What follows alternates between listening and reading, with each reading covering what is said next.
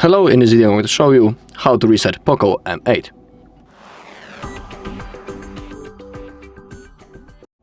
Okay, we have two methods how we can reset our device.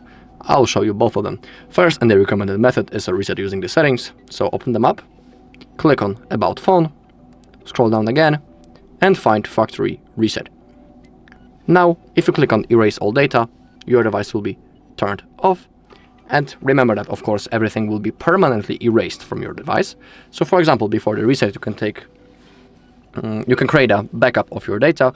If you don't know how to do it, on our channel there's a video when I'm showing you all possible backup methods. So if you want, you can watch that video if you don't know how to do it on your own. Now, if you click on Erase All Data, your device will be turned off, and after a few seconds, it will be automatically turned on again. And the next thing that you need to do is to go through the setup process. When it comes to the second method, it's called the recovery mode option.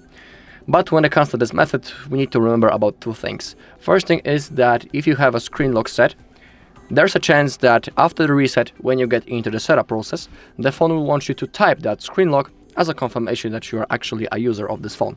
Or it will want you to sign in into the same Google account into which you were logged in before the reset, also as a confirmation method, so have that in mind. Now, to perform this method, we need to power off our device first, so click the power button and volume up button and click on power off. Okay, now we need to hold power button and volume up button at the same time until we see the logo. When it appears, we need to release the finger from the power button, but we need to keep holding volume up. So first, hold both buttons, and now release the finger from the power button when you see the POCO logo. Just like that. Now we are in the recovery mode. To move around this menu, we use volume keys. We need to select Wipe Data, confirm by clicking power button, wipe data again, confirm.